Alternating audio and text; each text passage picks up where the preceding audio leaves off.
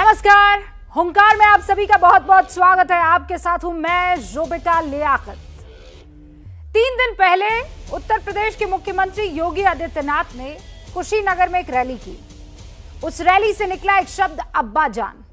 ये बयान देते हुए उन्होंने आरोप लगाया, यानी इस शब्द का इस्तेमाल करते हुए उन्होंने आरोप लगाया कि समाजवादी पार्टी की सरकार में अब्बा जान कहने वाला सारा राशन हजम कर जाते थे। मुख्यमंत्री के इस बयान की पूरे देश में चर्चा हुई। हमने हुंकार भरी। विपक्ष ने यह आरोप लगाया कि योगी आदित्यनाथ चुनाव को देखते हुए ध्रुवीकरण की राजनीति कर रहे हैं। अब यूपी में चचा जान की भी एंट्री हो गई है। जी हां, चचा जान। और ये एंट्री कराने वाला कोई और नहीं, कोई राजनीतिक नेता नहीं, बल्कि किसान नेता राकेश टिकैत है। पिछले कुछ दिनों से यूपी में एआईएमआईएम अध्यक्ष असदुद्दीन ओवैसी की सक्रियता से नाराज हो रहे हैं टिकैत, और इसीलिए उन्होंने ये आरोप लगाया है कि असद ओवैसी बीजेपी का चचा जान है। टिकैत ने ओवैसी को बीजेपी की बी टीम बताया। वही आरोप जो कांग्रेस और समाजवादी पार्टी लगा रही है, अब वही आरोप राकेश टिकैत लगा रहे हैं। वही आरोप जिस पर बार बार ओवैसी को सफाई देनी पड़ती है। लेकिन सवाल यह है कि ओवैसी के अभियान से एक किसान के परेशान होने की वजह क्या हो सकती है। सवाल यह भी है कि क्या ओवैसी पर निशाना साधकर टिकैत विपक्ष की तरफ से बैटिंग नहीं कर रहे हैं। सवाल तो यह भी है कि जो राकेश टिकैत बार बार खुद कहते हैं कि उन्होंने पहले के चुनावों में बीजेपी का समर्थन किया है, वो अब किस मुंह से ओवैसी पर बीजेपी से मिली भगत का आरोप लगा रहे हैं। आज की हुंकार इसी मुद्दे पर, लेकिन पहले चाहती हूं इस रिपोर्ट को आप देख लें।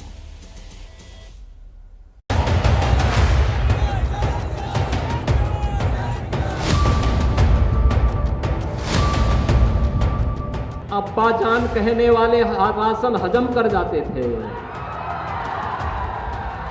सरकार के मुखिया की भाषा बदल दी।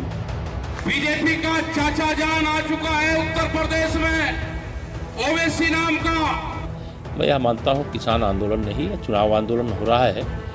यूपी में अब्बा जान के बाद अब चचा जान पर घमासान मचा है।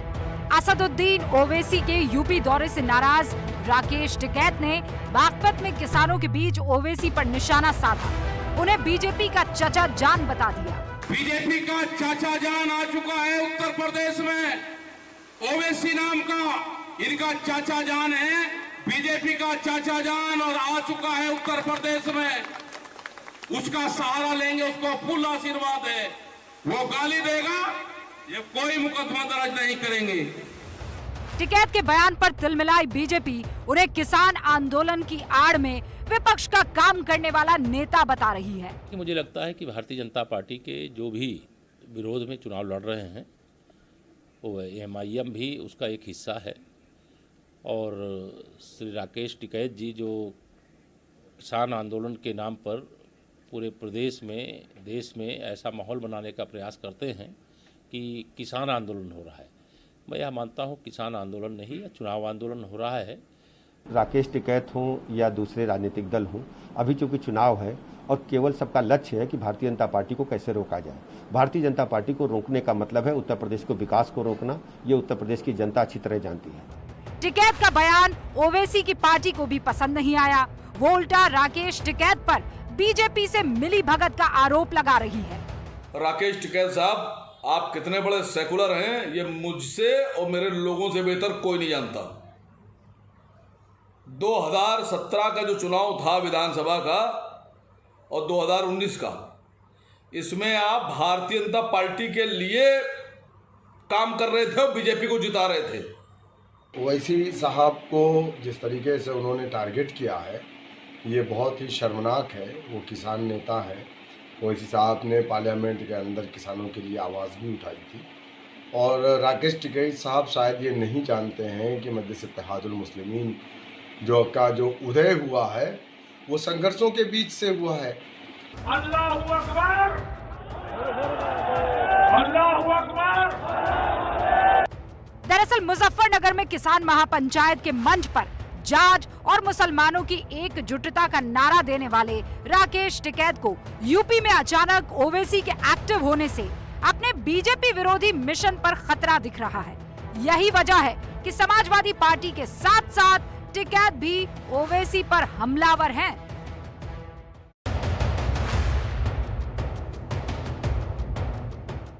और इस बहस को मैं आगे बढ़ाऊं उससे पहले आपको एक बड़ी खबर दे देना चाहती हूं। खबर यह आ रही है कि बीजेपी अब किसान कल्याण सम्मेलन करेगी उत्तर प्रदेश में, यानी जहां चुनाव होने वाले हैं वहां पर किसानों को मनाने की कोशिश होगी। हर विधानसभा से 50 किसान प्रतिनिधि को न्योता मिलेगा। मुख्यमंत्री योगी आदित्यनाथ सम्मेलन को संबोधित करेंगे और कहा यह जा रहा है कि पूरे यूपी में किसान कल्याण सम्मेलन का आयोजन होगा। तारीख 18 सितंबर लखनऊ से शुरुआत होगी। अब जो खास मेहमान हमारे साथ जुड़ चुके हैं उनसे आपका तारुफ करवा देती हूँ। ये अब्बा जान टू चचा जान वाली स्टोरी में घनश्याम तिवारी प्रवक्ता हैं समाजवादी पार्टी के, हमारे साथ जुड़ चुके हैं। घनश्याम जी स्वागत है आपका। सैयद असीम वकार साहब प्रवक्ता हैं AIMIM के, वकार साहब आपका स्वागत है। चौधरी वीरेंद्र सिंह हमारे साथ जुड़ चुके हैं, किसान नेता हैं। चौधरी साहब आपका भी बहुत बहुत स्वागत है।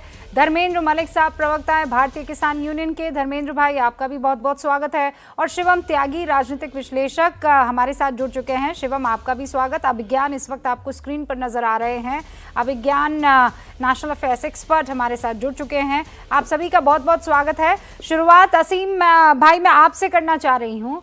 ये अब्बा जान, चचा जान, फिर खाला जान भी आ जाएंगी, फिर उसके बाद चची जान की भी एंट्री हो जाएगी। ये तो बताइए कि पूरा खानदान जो है अपना फूफा किसे चुनेगा?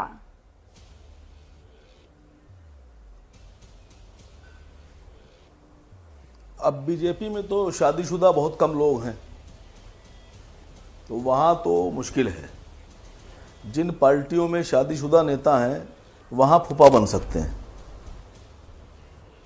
दूसरी बात, अभी मैं आपसे गुजारिश करूंगा, देखिए उत्तर प्रदेश का भविष्य 5 साल के लिए तय होने जा रहा है। ये अब्बा जान, चचा जान, खाला जान, मामू जान, अब्बू, पिताजी, डैडी, मम्मी, अंकल, आंटी से भारतीय जनता पार्टी लोगों का ध्यान भटका रही है। योगी जी ने कोई काम नहीं किया। योगी जी अपनी राजनीति में सिर्फ सांप्रदायिकता के अलावा कुछ नहीं कर सकते, इसलिए जब उनके पास काम नहीं है तो वो लोगों को इस पर लेकर आ रहे हैं। समाजवादी पार्टी से गुजारिश है घनश्याम साहब से कि आपकी अपनी पार्टी की राजनीति अलग है, मैं उसमें कोई डिस्टर्ब नहीं कर रहा, लेकिन अब्बा जान कोई गाली नहीं है। अब्बा जान बहुत एहतराम का शब्द है और योगी जी को मालूम होना चाहिए। मैं उनको बता रहा हूं कि अब्बा जान भाई, ये हम अब्बा जान वाले जो लोग हैं, एहतराम का शब्द है, संस्कार उतना ही चचा जान भी एहतराम का शब्द है। तो फिर आप क्यों बौखला गए बताइए? राकेश टिकैत ने आपको चचा जान कह दिया तो इसमें दिक्कत क्या होगी आपको? मैडम पहले पूरी बात बोलने दीजिए। देखिए ये हम अब्बा जान वाले जो संस्कारी लोग हैं, ये हमारे संस्कार हमारे अब्बा से हमको मिले और हमारे अब्बा को उनके अब्बा से मिले और उनके अब्बा को उनके अब्बा से। अरे तो फिर चचा जान कहाँ जाएंगे? अब्बा जान वाले अब्बा लोग टू जो अब्बा हैं, करते इनमें से रहेंगे किसी तो? के माँ बाप, बड़ी परेशानी मैडम है। आप बोल लीजिए पहले। मैं बोलूं ना? तो मैं ये कह मैं रही थी आज भाई आपके शो जान, पे नहीं बोलूंगा, आज मैं बैठूंगा सुकून से। नहीं आप बैठिए मत, नहीं, क्योंकि आपके पास मैं जवाब सुकून नहीं से है बैठूंगा ना। मैडम, आप आपके पास बोलिए जवाब आज। नहीं है। राकेश टिकैत आपको कह रहे हैं और आप योगी आदित्यनाथ पर जा रहे हैं। मैं कह रही हूँ राकेश टिकैत ने आपको कहा है चचा जान बीजेपी का। मैं सवाल पूछ रही हूँ और आप मुझे अब्बा जान टू अब्बा जान टू अब्बा जान बता रहे हैं। जवाब दीजिए ना। राकेश टिकैत ने कहा है कि आप चचा जान हैं। सुनिए क्या बताने जा रहा हूं मैडम, सुनिए। मैं हमेशा वो बात बोलता हूं जो आप सोच भी नहीं सकती। मैं कह रहा हूं किसी भी वृद्धाश्रम में किसी का अब्बा जान नहीं है, वहां पिता वाले लोग हैं। वो जो पिताश्री और माताश्री वाले हैं, जाइए लाइन लगी है वृद्धाश्रम में, छोड़कर आते हैं घर पर। कौन है माताश्री? ये संस्कार हैं। नहीं क्या संस्कार है? आप अब्बा क्या कहना जान चाह रहे हैं? और अम्मी जान वाले जो संस्कारी लोग कहना चाह हैं, इनके माँ बाप वृद्धाश्रम में नहीं मिलते। असीम वकार साहब इधर उधर की बात ना कीजिए। मुझे आप क्या बताना चाह रहे हैं? कह रहा हूं। नहीं आप क्या बताना चाह रहे हैं? सीधे सीधा बोलिए ना। अब कौन कहता है अब्बा जान और कौन कहता है पिताजी? अब आप नहीं, अब मैं नहीं, अब आप इस पर आइए। आप क्या कह रहे हैं? वृद्धाश्रम में कौन मिलता है और कौन नहीं मिलता है, फिर बताइए।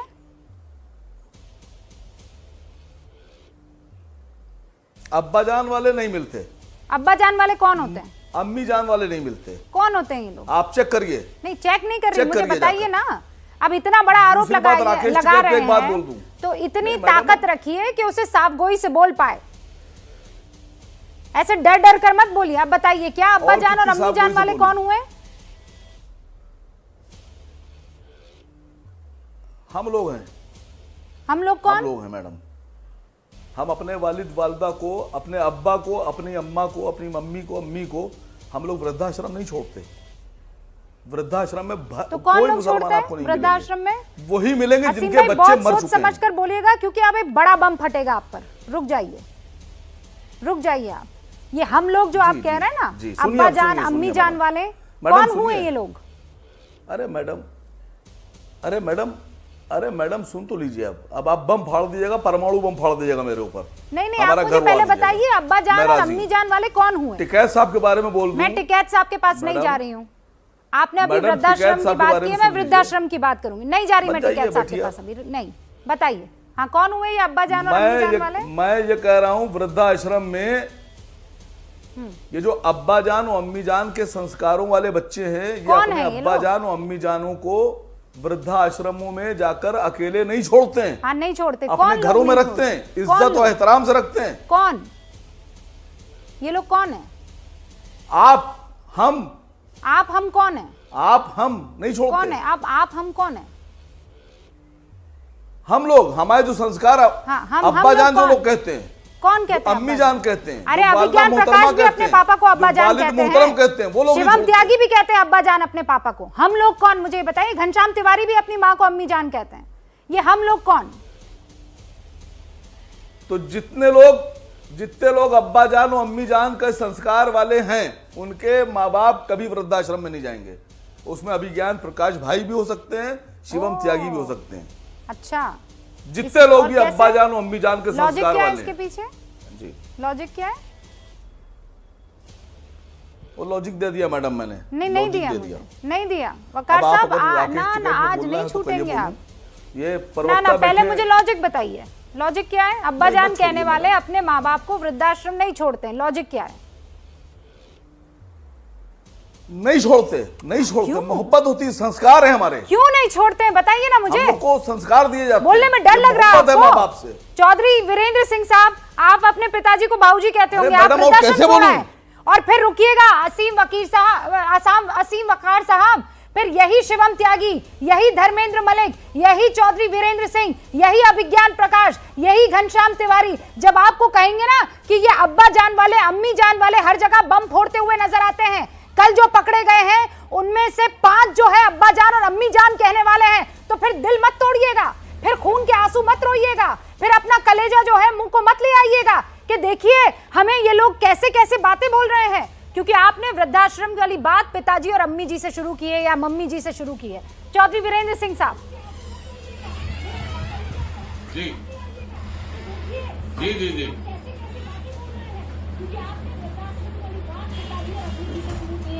जी बोलिए रूबिका जी। चौधरी जी, क्या जानना चाह रही हैं? असीम वकार साहब जिस डिबेट को वहां ले गए वो एक्सपोज हो गई, बात वहीं खत्म होगी। मैं ये कह रही हूं कि राकेश टिकैत ये कह रहे हैं कि असीम वकार की पार्टी असद ओवैसी चचा जान है बीजेपी के।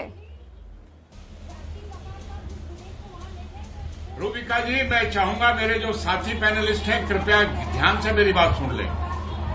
29 जनवरी 2000। चौधरी जी बस टीवी की आवाज कम कर दीजिएगा। 29 जनवरी आपसे प्रार्थना। 29 जनवरी 2021 29 जनवरी 2021 को मुजफ्फरनगर में पंचायत हुई थी, जब वहां राकेश जी रोए थे दिल्ली में, तो यहाँ पंचायत हुई थी। इस पंचायत में एक तो राकेश के भाईजान थे, एक भतीजे जान थे, भाईजान थे अमीर आलम, और भतीजे जान थे उनका बेटा नवाजिश आलम, जिन्हें पहली बार स्टेज दिया गया था। दंगे के वे आरोपी थे, उन्होंने मुलजिम छुड़ाए थे थाने से, उन्हें कोई स्टेज नहीं मिल रहा था, इन्होंने उसे गरिमा दी थी। ये औरत को क्या बात करते फिर रहे हैं? ये कैसे बात कर रहे हैं? दूसरी बात सुनिए रूबिका जी, अभी जो 5 तारीख को पंचायत हुई, तय हुआ था कि इसमें किसान संगठनों के नेता और खाप के चौधरी आएंगे। एक गुलाम मोहम्मद जोड़ा है जो इनके चचा जान है, राकेश के चचा जान है गुलाम मोहम्मद जोड़ा, वे ना तो खाप के चौधरी थे, ना वे किसी संगठन के अध्यक्ष थे। उसके बाद स्टेज पे बैठा रखे थे। ये किसे किसे बात बना रहे। अरे दूसरे के चचा जान बाद में ढूंढियो, पहले अपने चचा जान को ढूंढो और अपने भाईजान भतीजे जान कहाँ घूम रहे पहले उन्हें देख लो। धर्मेंद्र मलिक साहब जवाब दीजिए, पहले अपने चचा जान तो बता दीजिए, फिर दूसरों को बताइएगा। ऐसा है, देखिए रूबिका जी, मुझे नहीं पता था कि आजकल अब्बा जान और चचा जान पर भी नेशनल टीवी डिबेट करते हैं। मैं सोचा कोई कृषि का किसान का विषय होगा। 9 महीने आप भी मोदी जी से पूछ रहे थे कि कौन सा टॉनिक लेते हैं। 9 महीने आपने किसानों से पूछा क्या कि आपको इतनी एनर्जी कहाँ से आती है? 9 महीने से आप आंदोलन कर रहे वीरेंद्र सिंह की बात, इन्हें कृषि कानून और उसकी तो बात करनी नहीं। आप कौन सा टॉनिक लेते हैं कि आपको हिंदी में ये बात समझ में नहीं आती है कि ये चचा जान वाला बयान जो है वो मैंने नहीं दिया है। मेरा सवाल है रूबिका जी, आपको दिक्कत क्या है? नहीं, मुझे कोई दिक्कत नहीं है। सवाल सुनिए मेरा, सवाल पूछना मेरा काम है, आपका काम नहीं है। आप नेतागिरी कर रहे हैं अभी। और सुनिए मेरी बात, धर्मेंद्र मलिक साहब कान खोलकर सुनिए मेरी बात। ये चचा जान वाला बयान रूबिका लियाकत ने नहीं दिया है, आपकी आपा जान ने नहीं दिया है, राकेश टिकैत ने दिया है। राकेश टिकैत कौन? बोलिए ना भाईजान, राकेश टिकैत कौन सा टॉनिक लेते हैं कि बुद्धि में आपकी कोई चीज जाती नहीं है? बताइए ना। आप कौन सा टॉनिक लेती है कि किसान के? मैं आप लोगों की गालियों का टॉनिक लेती हूँ, दिन रात लेती हूँ, और इसीलिए इतनी ताकतवर हूँ। कौन सा टॉनिक लेती है? ले तो लिया, बता तो दिया आपको। आपकी गालियों का टॉनिक लेती हूँ, आपकी ट्रोलिंग का टॉनिक लेती हूँ, और इसीलिए इतनी ताकतवर हूँ, और इसीलिए इतनी सच्चाई से बोल पाती हूँ। चचा जान बोले आपके राकेश टिकैत, और मुझे यहाँ पर बैठ के आप ज्ञान दे रहे हैं। धर्मेंद्र मलिक किसने दिया? मुझे बताइए चचा जान किसने कहा? धर्मेंद्र मलिक टॉनिक लीजिए और बताइए चचा जान किसने कहा? किसने कहा चचा जान? किसान नेता रूबिका लियाकत धर्मेंद्र मलिक चचा जान किसने कहा? लोग तय करेंगे। चचा जान किसने कहा? लियाकत नहीं तय करेगी। अरे बताइए ना, रूबिका लियाकत क्या तय करेगी क्या नहीं तय करेगी, उस पर आप क्यों इतना टाइम वेस्ट कर रहे हैं? रूबिका लियाकत पर क्या टाइम वेस्ट कर रहे हैं? राकेश टिकैत की बात बताइए ना, राकेश टिकैत की बात बताइए ना। राकेश टिकैत ने क्या बोला? चचा जान किसने बोला? रूबिका लियाकत ने। रूबिका लियाकत इस देश के किसान नेता तय नहीं करेगी। जो वीरेंद्र सिंह भाजपा से टिकट मांगते हो, कान खोल के सुनिए, सवाल को जवाब दीजिए। चचा जान किसने कहा? रूबिका लियाकत किसान नेता। धर्मेंद्र भाईजान चचा जान किसने कहा? रूबिका अप्पी ने। अब्बा जान किसने कहा? चचा जान अब्बा जान किसने कहा? मैंने पूछ लिया 2 दिन पहले, अब्बा जान जिसने कहा पूछ लिया। अब मुझे ये बताइए चचा जान किसने कहा? धर्मेंद्र मलिक हमारी भाषा है, चचा जान कहा। राकेश तो अब्बा जान किसकी भाषा है? हाँ, हमें ना अब्बा जान से फर्क पड़ता, ना चचा जान से फर्क पड़ता, ना रूबिका लियाकत से फर्क पड़ता। हम तो देश को जोड़ने वाले लोग हैं, हम कोई देश को तोड़ने वाले लोग हैं। तो कौन तोड़ रहा है देश को? धर्मेंद्र मलिक साहब, अरे ये तो हमारी सभ्यता की भाषा है। अब्बा जान चचा जान क्या? तो वही तो बोल रही हूँ। तो आपको दिक्कत क्या हो रही है? असद ओवैसी भाईजान हो कि चचा जान हो कि फूफा जान हो, आपको क्या जरूरत है? आप कानून को लेकर बहस कीजिए ना। आप क्यों राजनीति में पढ़ रहे हैं? क्यों पढ़ रहे हैं राजनीति में? आपको क्या करना है? असद ओवैसी यूपी में करें कुछ, ना करे कुछ। अरे हमें क्या फर्क पड़ रहा है? कुछ भी करे। चचा जान से बीजेपी क्यों चलती है? भी टीम कह दिया तो क्या फर्क पड़ गया? अरे चचा जान से बीजेपी नहीं परेशान हो रही है, असद ओवैसी परेशान हो रहे हैं। अरे आपने ब्रजेश पाठक और बीजेपी को वोट तो आप दे रहे थे चुनाव में। 17 और 19 तो आप ही ने जिताया था ना धर्मेंद्र मलिक। हाँ, कानून पर बहस करूं तो कानून के सेक्शन नहीं पता आपको, ना आपके नेता को पता है। चचा जान भाईजान पर बहस करूं तो अब्बा जब्बा टब्बा नहीं आ रहा है आपको, तो बहस किस बात पर करूं मैं आपसे?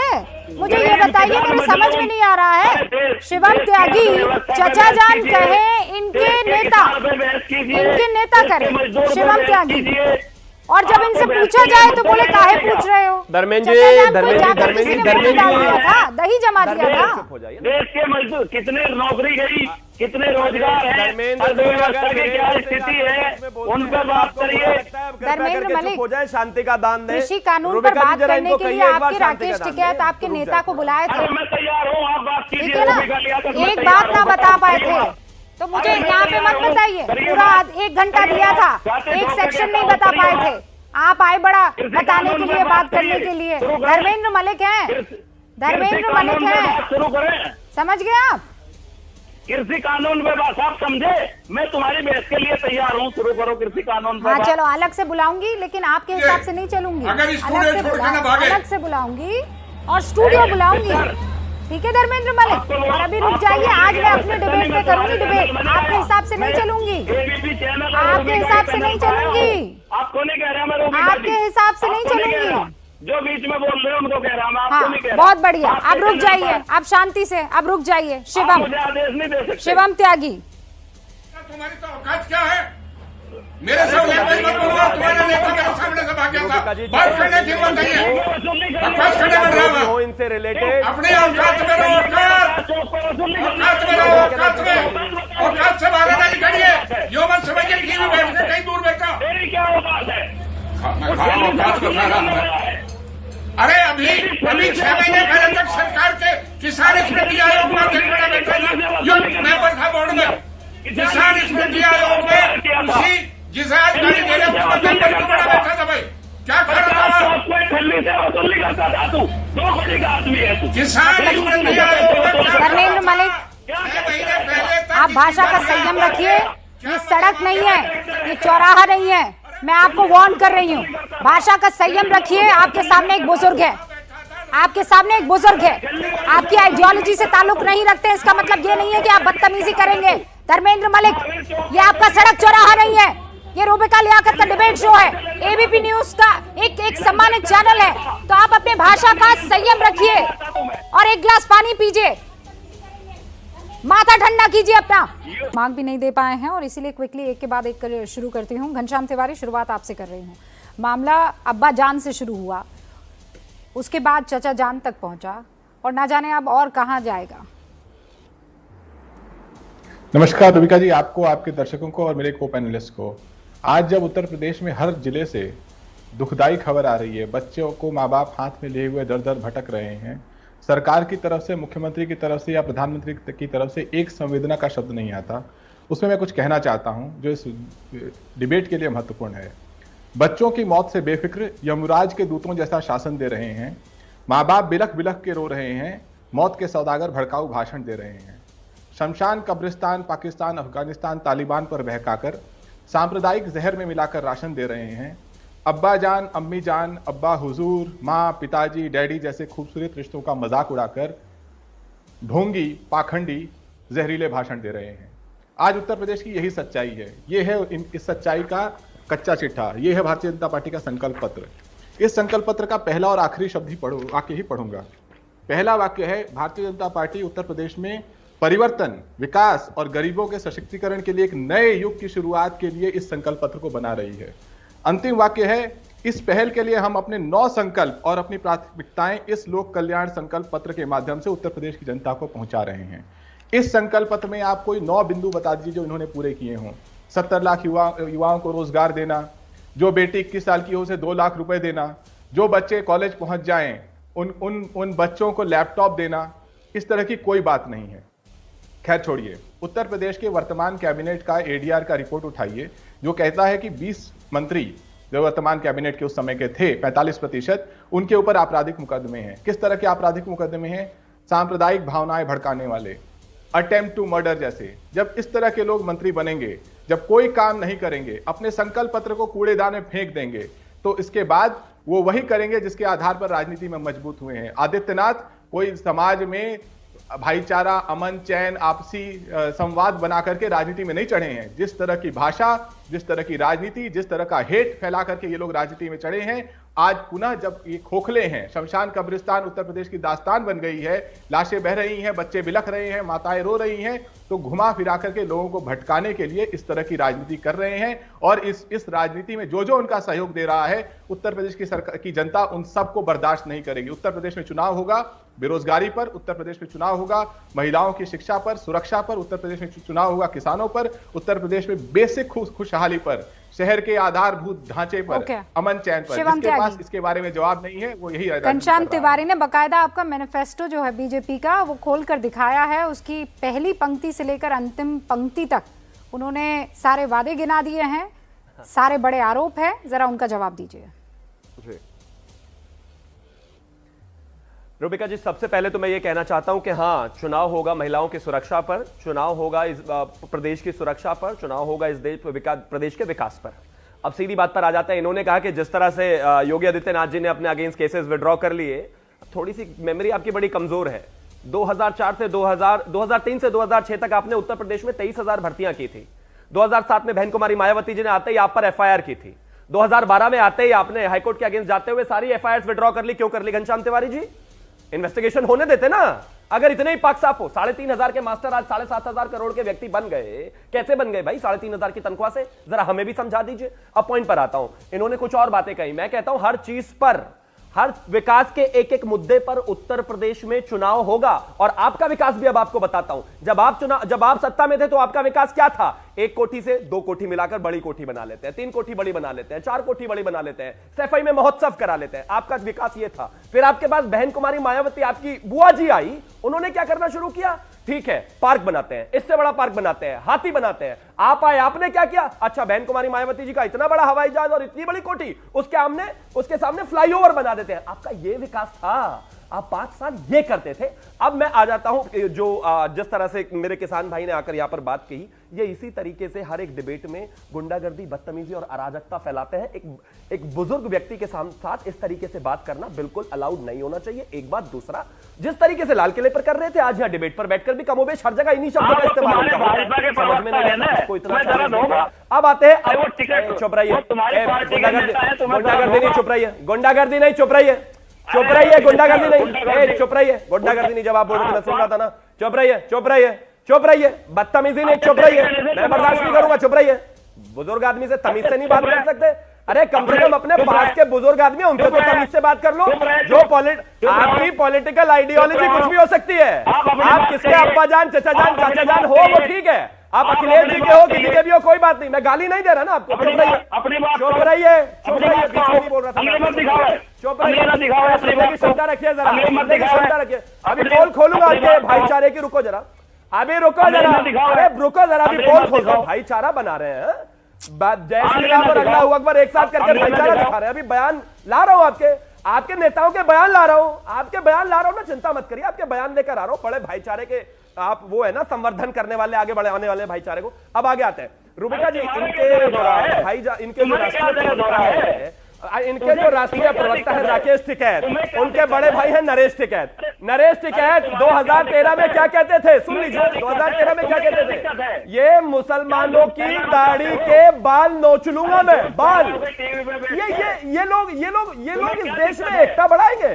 ये आग लगाने वाले लोग हैं, ये आग लगाने वाले। चुप रहिए, बीच में मत बोलिए आपसे। चुप रहिए, आप सम्मान के लायक नहीं है, काबिल नहीं है सम्मान के। धर्मेंद्र जी, एक सेकंड रुक जाइए, एक सेकंड रुक जाइए। दोनों मतभेद हो सकते हैं, मनभेद मत रखिए। धर्मेंद्र जी, आप भी बड़े हैं, ऐसा मत कीजिए। बिल्कुल। तो अंगली देखिए रूबिका जी, व्यक्तिगत टारगेट करके अंगली दिखाएंगे, मैं बर्दाश्त नहीं करूंगा। नहीं, कोई भी बर्दाश्त नहीं करेगा। पर मैं आपसे ये कह रही हूँ कि हम लोग, एक सेकंड शिवम त्यागी, मैंने पूरा मौका दिया आपको बात करने का। एक सेकंड रुक जाइए, अभिज्ञान प्रकाश को अपनी बात रख लेने दीजिए, फिर मैं आपके पास आती हूँ। धर्मेंद्र भाई जी प्लीज रुकिए, शिवम रुकिए, अभिज्ञान। देखिए, 2-3 बातें बहुत देर से सबको सुनने के बाद स्पष्ट है। मैं राकेश टिकैत को, क्योंकि किसानों का मसला बहुत गंभीर है, मैं राकेश टिकैत के स्टेटमेंट को सही नहीं मानता।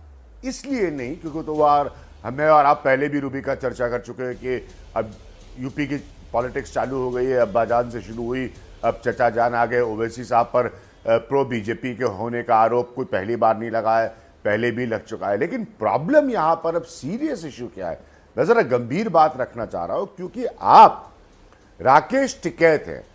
अगर आप इस तरह के स्टेटमेंट देंगे किसी को भी टारगेट करने के लिए, तो आप फिर या तो तय करें कि आप आ रहे हैं इस बार उत्तर प्रदेश की राजनीति में चुनाव लड़ने के लिए, नहीं तो ये समझा जाएगा कि आप किसान के मंच से पॉलिटिकल स्टेटमेंट दे रहे हैं, राजनीतिक बयान दे रहे हैं जो किसी एक दिशा स्पेसिफिक के रथ की तरफ जाने वाला है। अब ये सीरियस इशू है। क्योंकि ये डिस्क्रेडिट कर देता है, या कोई ऐसी घटनाएं या कोई ऐसे बयान जो है वो किसान के मूवमेंट को डिस्क्रेडिट कर देती है। राकेश टिकैत आज की यथास्थिति में कल क्या होता है रूबिका और मुझे सीरियस नहीं लेवल पर पता। पूछा आज की जब राकेश टिकैत इस तरीके का बयान देते हैं जो राजनीतिक नेताओं के मुंह से निकलता है, तो वो किसान मूवमेंट को भी असर कर सकता है। आपकी मंशा क्या है? चाहूंगी जो हमारे साथ भारतीय किसान यूनियन के सदस्य जुड़े हुए हैं उनसे।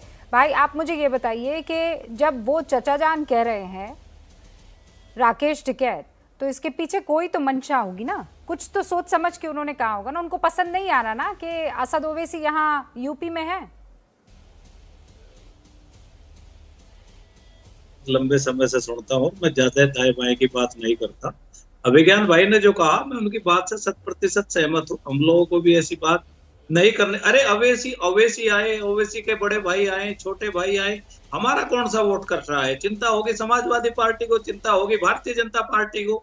ये तो कई बार जो है किसान लोग होते हैं, गाँव में कोई बात चलती है तो कह दिया जाता है इसको इतने तुल दे। हम कोई चुनाव लड़ने जा रहे हैं क्या?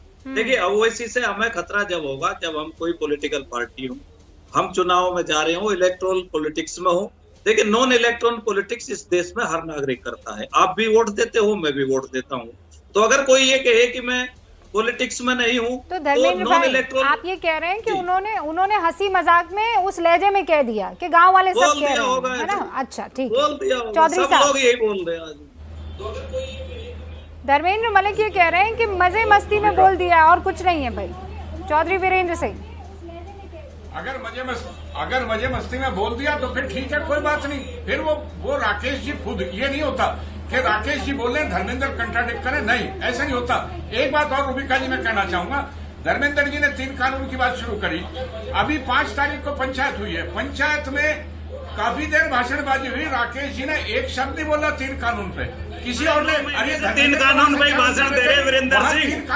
अरे तुम्हें राकेश जी से दिक्कत क्यों है? 9 महीने से हम कानून में ही बोल रहे हैं। और कानून तुम्हें तो राकेश टिकैत से व्यक्तिगत दिक्कत है। और मुझे बता दो 9 महीने हो गए भाई, मेरे पास आ जाना, समझ लेना। 9 महीने हो गए बोलते हुए। अगर तुम्हारी समझ में नहीं आ रहा तो मेरे से तमीज से बात करो। मेरे जिले में रहते हो। चमचों से बात नहीं करता, चमचों से बात नहीं करता, चमचों से बात नहीं करता। चमचे हो, चमचे रहो। और ये बता दो खेती कहाँ हो रही तुम्हारी? ये जो नॉन एग्रीकल्चर है ना, नॉन फार्मिंग फार्मर है, इन्होंने इसकी अच्छी कर रखी है।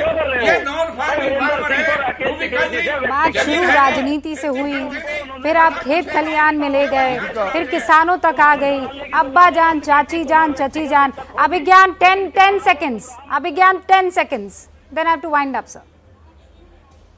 नहीं, मैं एक पॉइंट यहां पर वापस रिट्रेट करना चाह रहा हूं रूबिका कि इसको बहुत आसानी से ना 10 सेकंड में ही मैं कह रहा हूं कि इसको सेट असाइड ना कर दिया जाए कि अरे मजाक में शायद कह दिया। नहीं, मैंने एक पॉइंट रखा है, इसको गौर से सब लोग सुने क्योंकि किसानों का मसला गंभीर है।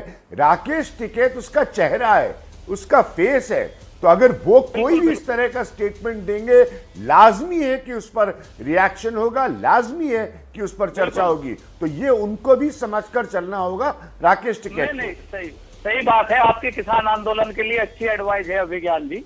और हम नहीं, पर अब आप इतना पुराना आंदोलन हो गया है, अभी भी एडवाइस थोड़ी। अब अगर आप राजनीति में दिलचस्पी दिखा रहे हैं तभी जाकर तो राजनीति पर आप लोग रिएक्ट कर रहे हैं, और रिएक्ट कर रहे हैं मतलब कुछ तो जहन में चल रहा है। खुलकर बताइए। एयर इंडिया का विनिवेश अब आखिरी दौर में पहुंच चुका है। एयर इंडिया की बिक्री के लिए दिए गए समय के अनुसार आज बोली लगाने की आखिरी तारीख थी।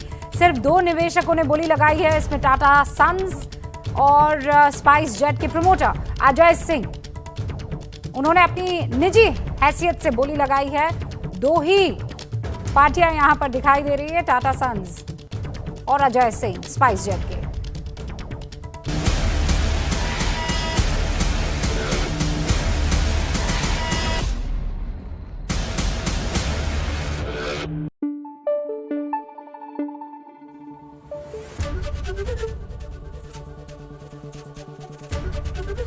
एबीपी न्यूज आपको रखे आगे।